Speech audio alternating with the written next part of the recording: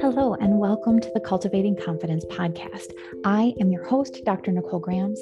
I am a life coach who specializes in anxiety, health, and human design. And I also happen to be a functional medicine pharmacist. This podcast is a compilation of conversations that I've had with clients and colleagues. So listen in as we explore the mind, body, and soul's confidence in its many forms.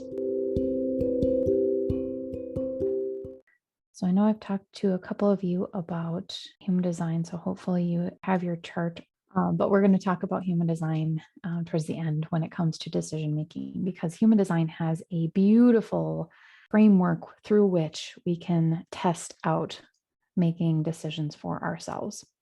So what would it mean for you if you were able to confidently make any decision, make it one time, and know that it was the right decision? How would you feel? What would your life look like? How would your life be different than it is now if you could just decide and move on? And what would change or what wouldn't change? Like, awareness is always the first step to making change in your life, right? You have to know where you're at first.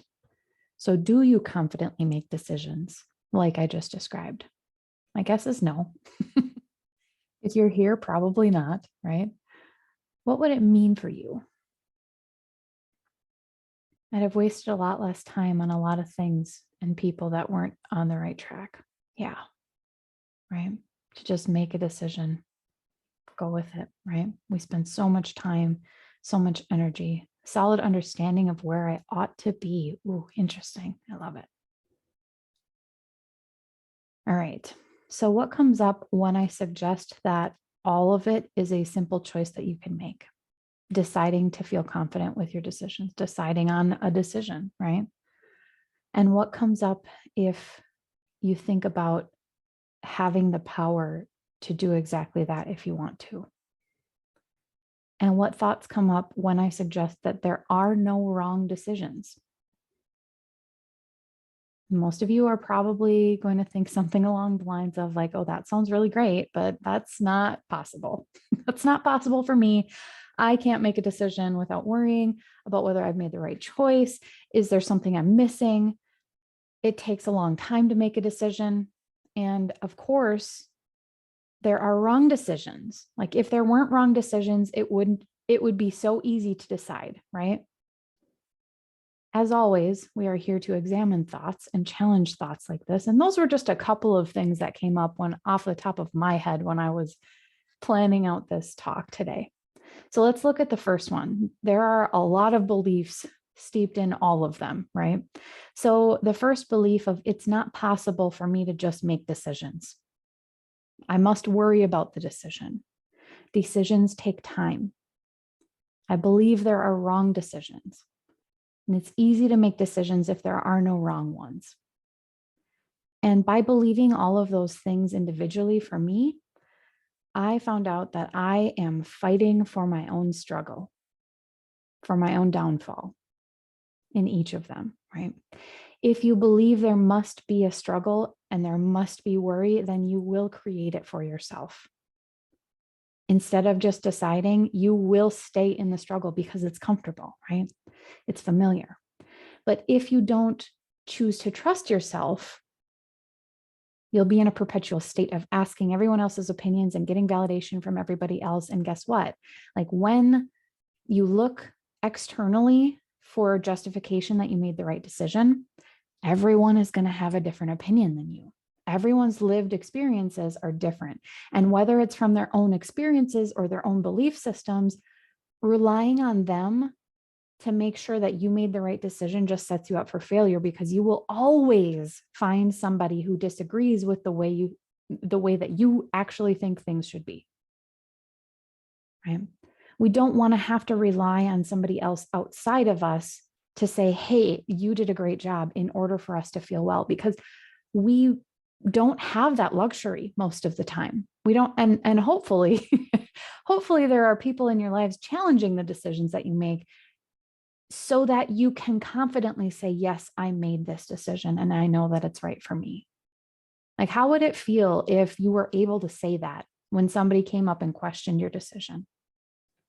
Because I know for me and for a lot of people, you kind of crumble because there's those thoughts in your own head where you're kind of thinking, oh, well, I'm not really sure. And oh my gosh, they just said that out loud. It must be true. Right. But what if you just decided that, you know what, I made the best decision for me with the information that I had, and then we're going to move forward, right? Without having to rely on somebody else to validate. How about the belief that decisions take time? That's probably one of the biggest lies that we tell ourselves all the time. Decisions are actually made in an instant. Sometimes we just take a really long time to make that decision. And sometimes we unmake it and go back, which takes more time and more energy and more frustration and more worry and more anxiety, right? Now, sometimes I think it is necessary to take time to make a decision.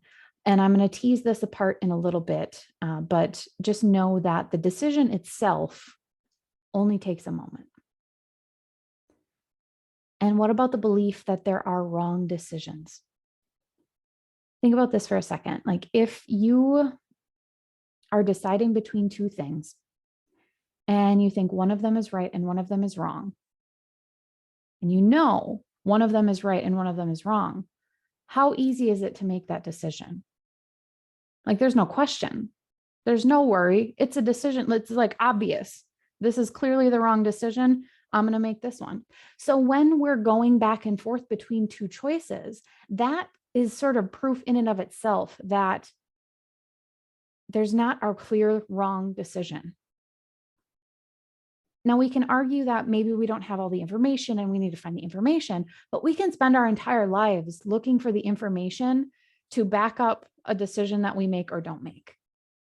And that's a lot of wasted time instead of just making the decision, moving forward, finding out information, and then changing your mind because of more information that you got, right?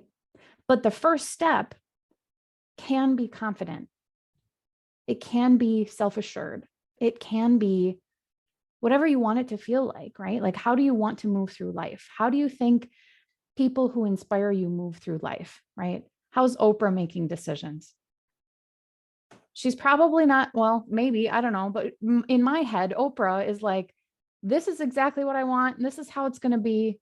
We're going to move forward with it. And then if it doesn't work out, because I'm sure there are many, many failures that she just hasn't publicized, right? Nobody in show business is going to actively air their grievances and air their bad decisions, right? On purpose. Sometimes it happens, but like, think about what it would take to embody that for yourself, right? Like, what sort of confidence would you have to have? And you have to have the confidence first before you make the decision to know that it's the right one. And a lot of us are kind of trying to do it the opposite way. We're trying to make decisions and then decide that we're confident enough to have made that decision. And we end up in like this mess of terrible emotions, right? But yeah, it's when like just having the proof that, or at least what I see as proof, as we have a decision, we have this option or this option. If we can't decide, that in and of itself just tells me these are equal decisions. So if both of them could work out beyond my wildest dreams, which decision would I choose? If either way it's going to be good, because most of the time we sit in either way, it's a bad decision, right? Like, oh, this is just, there's always stuff that we're not going to know. And there's going to be struggles and there's going to be all these things, but we don't give equal airtime to what if it works out. We spend all of our time worrying about what if it doesn't. What if this risk that I'm taking doesn't work out? But what if it does? And what's the worst case scenario, right? Most of the time, worst case is, when we really get down to it, is being right back in the spot that we're at. So the worst case is you've been through some emotions and then you're back right where you are. So you're already living out your worst case. And I'm going to take it one farther, because what if it could work out beyond your wildest dreams, right? And now some decisions maybe aren't the wildest dreams type of decisions, but we're just going to go there, right? What if it could work out better than you ever imagined? And I'm going to suggest that the worst case is not giving yourself the option to get to that level of amazing. The worst case is not even trying to let it work out better than you could imagine. So what would it take to have the confidence and say, look, I'm worth making this decision and letting it work amazingly, right? Like, what if nothing went wrong? Probably something's going to go wrong along the way. But having your own back when you make a decision is one of the most important things. Like, I know that I make a decision. When I make a decision, I have decided based on the information I have, a quick assessment, and we'll talk about the human design part of it in a second again. But yeah, it's, I went way off my notes here. So give me a second to come back. Yeah. So most of us will stay in indecision because we don't think we have the information. Brain is trying to make stuff up and find certainty. We end up spinning.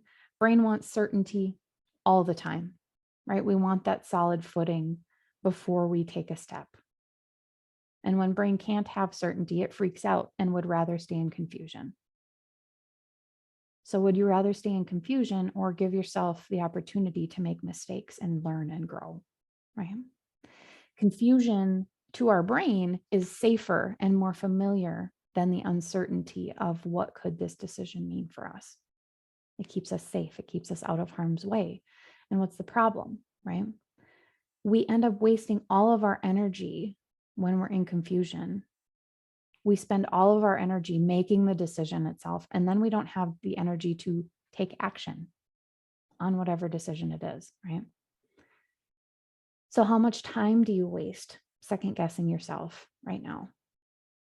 We spend so much time hemming and hawing and deciding and going back and forth and undeciding and thinking about possibilities and being worried. And all of it is causing stress in our body. It's throwing our hormones off. It's throwing our stress hormones off, which affects our thyroid, which affects our sex hormones. Like, no wonder everybody has terrible periods and, needs thyroid medicine, right? Like, thyroid medicine is one of the most popular things that is dispensed in pharmacies in America. And it all stems from, well, not all of it. A lot of it stems from the stress load that we have. And making decisions is part of that stress load. Right? So how much energy are you wasting? How much mental energy does it take to stay there? And if you just decide and move forward, we have the energy to take action. But what would that mean in your life, right? If all of a sudden you're feeling confident about your decision and you decide and you have all this energy left over that you would have otherwise spent spinning around in circles, right? That's scary too, because we're not used to giving ourselves the chance to let everything work out. And instead, we're telling ourselves, oh, we're confused, and we have to use our energy to stay right exactly where we are. And we stay small. And when you stay small, you don't have to feel uncomfortable. You don't have to grow. You don't have to challenge yourself. You don't have to have bad feelings, right? Well, you do, except the problem is you do have bad feelings because you're stuck in the same spot that you don't want to be, right? But if you want to grow, which I think is most of you here, you have to learn how to make decisions and do something about it. You have to practice doing it and practice making decisions. When you're good at making decisions, you can decide you're good at it and your confidence will skyrocket. Is that the right word? Skyrocket? Rocket? Whatever. But you start to feel good about yourself. And you can use the good feelings that you have about yourself to take action and make the changes that you actually want to make in your life. And you get to decide what you keep. You get to decide what you leave. But what if you just believed that there were no wrong decisions? What if you just believed that everything happened how it's meant to? And have your back for past decisions because you made the best decision possible at the time. Like, who would choose a worse decision for themselves, right? It sometimes seems like that's what happens, but there are always thoughts underneath that make the decision make sense. Like, why didn't I do the thing that I wanted to? There are, if you dig deep enough, and usually it's not even that deep, you will find a reason in your brain, a reason that your brain is stopping you. And usually it's to stay safe. Usually it's to keep your identity. And I just recently joined a new coaching experience, I guess, that we are working on breaking down our identities and the decisions that we have made and remaking the ones that we want to keep in our lives. And I can tell you right now, the first week with my coach was a, a roller coaster of me. And I mean, this was just yesterday, actually. Yesterday afternoon was the first session. And it was like, okay, we just have to examine what decisions we've made so far in our lives and what identity we have attached to that. Right. So, what am I willing to let go of? What decisions in the past are no longer serving me? But you get to decide. You get to believe what you want to believe. So, what do you want to keep with you? Right. You're allowed to change your decision. But like I suggested earlier, what if you confidently made a decision, moved forward, took action on it, and then when you have new information and you decide you want to change and you like your reasons for change, right? Like not changing because you're scared, because you're uncertain, because of, scarcity, right? But changing because, all right, I made this decision. Now I have more information and I'm going to decide this new choice, right? That's a very different thing than, oh my gosh, was this the right thing? Should I change my mind? Oh my gosh. Like even I see this all the time in coaching groups that I'm a part of with watching other coaches. It's like, oh, should I change my price? Should I offer this different thing? Should I make a course? All these things. Like just pick one. Just pick one and move forward. Test it more than you think is necessary. And then when you have more data, decide whether you want to keep it or not. And I have a coach that tells people not to change their mind until they've made $100,000 off of it. That's a lot of money for one decision that you're not sure about, right? But like, what if you confidently made it and decided to make it work and test different ways to make it work, right? So let's move on to talking about how to make decisions for yourself and how to trust yourself. Because this is something that stopped me for a while, right? Like, how do I oh my gosh, it's not possible to, just make a decision. How do I do that? How do I do that? Part of it is stepping into who you are being instead of how you're making decisions. So what type of person would you have to become in order to confidently make a decision, right? Mostly it's learning how to trust yourself. And I want you to throw out all of your pros and cons lists, get out of your head when you make decisions, right? I think, at least for me, I was taught at a young age, like, okay, well, make a neat little chart of what's good and what's bad about the decision, throw all of that out. Staying in your mind like that to make decisions will only cloud your judgment. And what I want you to try is sinking into your body to make the decision.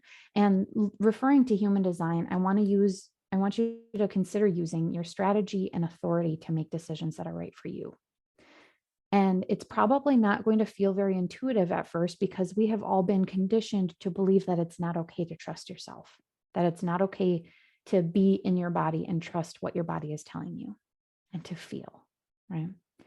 When we allow our decisions to come from our own inner authority instead of our mind, instead of anything external, it becomes much easier, right? Because our logical mind is just a huge propaganda machine, basically. And our authority, our inner authority, our body tells us to make a choice that doesn't make logical sense. And it's scary and it pushes us to grow. It pushes us towards the potential that we're here to fulfill, right? But with human design, we have a framework that we can test when we make our own decisions. and we can use it to test making decisions. So we can use it as a way to know that the right decision is being made for us. And again, like, just try it. Human design is an experiment. Even the creator of it said, this is all one big experiment. Go and try things however you want. I mean, he was very confident and very convicted with, this is like, you're not going to be able to fight your design, but go ahead and try. Like, please, if you find something that works for you, go for it. Right. All right. So let's talk about how you feel when you make decisions. First off, one of the biggest things is to reconnect your brain with your body. And we talked, like I just mentioned, make sure you're making decisions from your body. But we've all been taught to be decapitated, basically. So pay attention to how you feel when you make decisions. Are you frustrated or angry or bitter or disappointed when you make decisions in one way versus another way, right?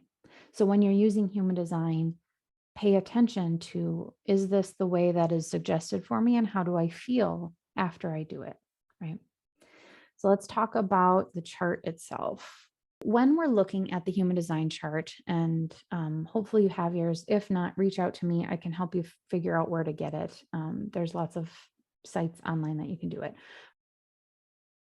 All right, so let's take a look at your human design charts. And just as a quick recap, in making decisions, we are talking about strategy and authority. Now, strategy is based specifically on what type of aura you have. So if you have that attractive and enveloping aura of the generator and the manifesting generator, that is waiting for your environment to present things for you to respond to. As a projector with that penetrative and focused aura, you need to wait for the invitation to bring your penetrating aura into the mix. Manifestors have that impactful and repelling energy. So that means when you use your strategy of informing, it is literally speaking out loud to the people who will be affected what you plan to do. And that means just informing the people, and a lot of them will be repelled by that. And that can be a really hard thing for manifestors to deal with, because you're being rejected. But fortunately and unfortunately, as it turns out, that is how your energy can work for you, because when people are repelled by what you're trying to make manifest and initiate into the world, they are not your people. The people who stick around, the people who help you, who are in alignment with you, will become very obvious. And you don't have to focus any of your energy on the people who are repelled. Now, strategy for a reflector is, the reflector aura is very sampling and reflective, believe it or not. The sampling part is sort of like picking up little pieces of their environment, processing them through just sampling. But their strategy, because there are no energy centers that they create themselves consistently, it is a full lunar cycle. They have moon authority, if you will, but it's waiting for the moon to cycle through all of the gates to find out how they really feel about making a decision. Whenever possible, and obviously you don't want to be waiting 28 days to make a decision on where you want to have lunch or something like that, but waiting a lunar cycle for any big decision in your life, or even several, if that's what it takes, if you're still not sure, if you don't have that clarity at the end, that's where giving yourself time and space will help you be able to make decisions. And if you get really good at being able to tell what's going on at different points in the month, if you have, if you notice when it's a full moon, you feel this way, and when it's a waxing moon, you feel this way, you can kind of get in tune with what those things feel like in regards to different, I guess we're just going to talk about the lunar authority right now. So once you get to know your energy and how it kind of fluctuates from month to month through these 28-day cycles, that's how you are going to be able to confidently find clarity around what decisions you're making. The moon is your guide, and waiting will help. And in using your environmental authority of being in the right place with the right people will help you make decisions that are correct for you. So give yourself the time that you need. Pay attention to how you're feeling.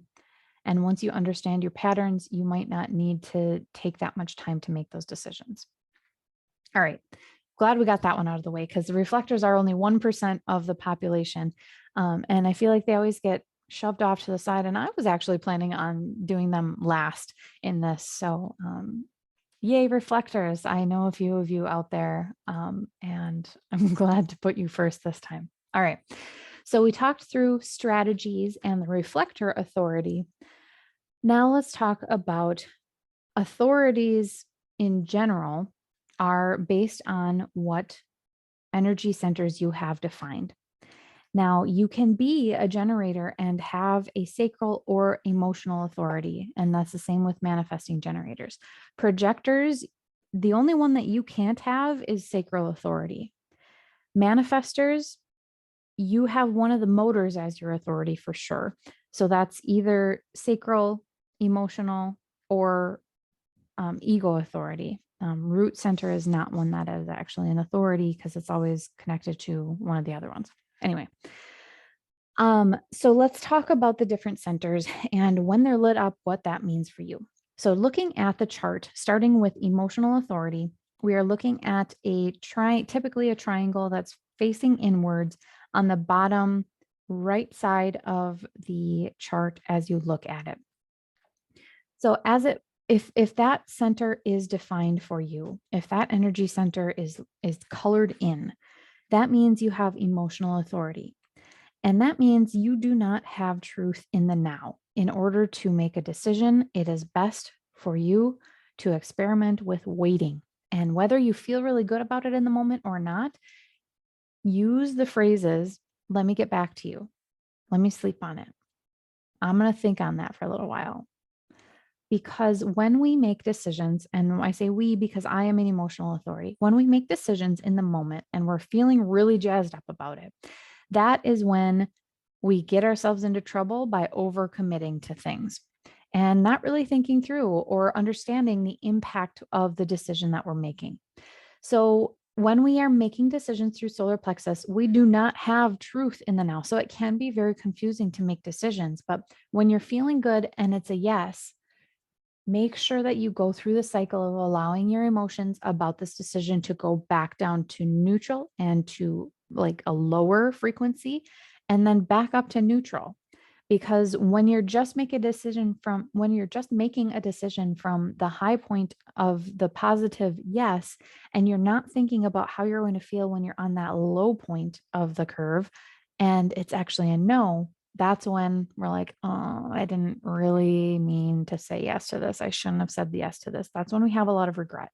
So taking the time to allow yourself to go through this wave of emotion, the up and the down, and then the back to neutral before you make a decision will be very empowering for you. At least that's how I have found it to be.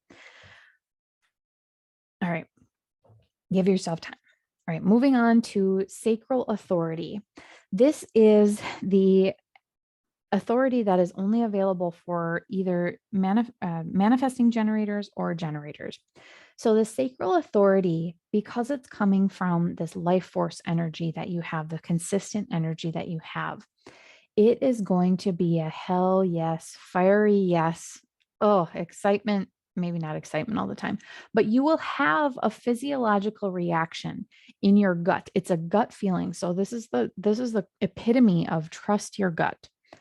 Now, if you are a generator or a manifesting generator that has emotional authority, you will probably have a yes or a no immediately, but make sure you still pull it through your emotions to make that decision, right? All right. So for the true sacral authorities, if you're living in alignment and you're not wasting your energy trying to worry about what everybody else thinks, you will have this hell yes, fiery energy. Or if it's a neutral or I'm not sure or a no, they're all no's. If it's not a hell yes, it's a no. So sacral response happens immediately. You don't necessarily have to wait like emotional authorities do to go through that wave, but make sure you're not making a decision from an emotion. So sacral responses happen immediately, and then the mind steps in to say, listen, we got to think about this. Like we need to, this is scary or something. And that hell yes energy is not necessarily something that will feel good making. Now, that might not make sense, but you might be scared. You might be intimidated. You might be, you know, I don't know, just it might not logically feel like the right decision, but your body is telling you yes. And that probably means that it is the right decision for you to make. It's the right direction for you to go to learn more about yourself, to push yourself farther, to grow. And this is true of any authority if you're listening to it, but making that decision does not always give you the easy road, right? You have to, your body, your aura, your energy is always trying to push you to a higher version of yourself. And if you listen, that's where magic will happen. All right. Moving on to splenic authority. Splenic authority is an instant voice. So it's often an intuitive knowing, and it's safety more than anything else. So I've heard it described that they really only hear a no in the splenic instant authority. It's this intuitive drop of like, no, it's a little buzz, it's a little feeling, whatever. It's quiet and it speaks once and then it's gone. And if you miss it, then you might be stuck in the river of misery trying to get it back, right? So pay attention to your body because the splenic authority is very subtle. Like I said, it's dealing with your safety. It will kind of act more as a guardrail to keep you going down the middle of your path. So if you listen, it'll keep you safe from the risk of not taking action at the lower end, and also the risk of taking on too much action. So it's kind of like it'll only speak if you're going off the rail. Or like if it's a bad decision for you, you'll know immediately. So just a quick recap, splenic authority. Oops, I didn't even, the sacral authority is the either circle or square in the middle at the second from the bottom. The splenic authority is the triangle on the opposite side of the solar plexus. So this is a triangle that's typically facing inward, pointing inward on the left side of the chart as you're looking at it. So these three authorities, sacral is the one that's the hell yes, fiery yes, anything else is a no. Spleen is the no, quiet little mouse voice in your body of the no, this isn't for you. Or you might get a hell yes, but more likely, if you've gone too far, it's going to be a no at the top end. So it'll keep you going down the middle. Emotional authority comes in that wave. We don't have an answer in the moment. The other two do. The answer in the moment doesn't happen because we have to pull our decisions through that emotional wave. So it takes time. All right, let's move on to ego authority. Now, this is usually a smaller triangle above these three, but kind of off to the side. This one is about desire and passion and what you want. Ego authority is about willpower. So when you're making decisions, you will naturally go after the things that you want in your life. And a lot of us can be conditioned to believe that this is very selfish. This is a very selfish way to make decisions. You shouldn't be looking at just what you want. However, ego authority people are supposed to do exactly that. The simple question of, do you want this? Do you want to do this? Yes or no? Not the why, not the pros and cons list, not any explanation, just a yes or no. Do you want something? Yes or no? And if you do, you will have the willpower to get it and to make that decision, right? Do you want this does this resonate with you? Do you want this in your life? All right, G center is typically a diamond shape in the middle. It is the three up from the bottom. So 1, 2, three, fourth from the top. So right in the middle. This is the kind of central, I don't know, center of the graph. All right, G center. This is the identity of self, of love, of direction. And when you share your thoughts out with others, you will know what decision feels good to you. It feels right to you because it feels like you. Use other people as a sounding board and speak out loud to hear yourself talk. And you'll probably be able to hear yourself give yourself the answers. All right, mental authority. So this happens when you have either the throat center, which is the one above the G center, or either the head or ajna defined. If the head center is defined, the ajna is automatically defined. But if it's any combination of those top three on your chart defined and nothing else, then you have mental authority. So observing what's going on and formulating thoughts around it are how you are going to make a decision. You form an opinion on it, and then you use your voice to talk your thoughts out loud. Again, use that sounding board to hear yourself, listen to your own thoughts, right? I hope that was helpful. I hope that will answer some questions as far as making decisions in your life, using your authority to make a decision that feels right for you. All right. Thank you for taking the time to listen in today. Many of you will be able to take the ideas that you've heard and apply them in your daily life, and that's really all you need. That's amazing. But for those of you who could use a little one-on-one help with how to make these things actually work for you in your real life, please reach out. The link to schedule a consult with me is in the show notes. You don't have to do this alone. See you soon.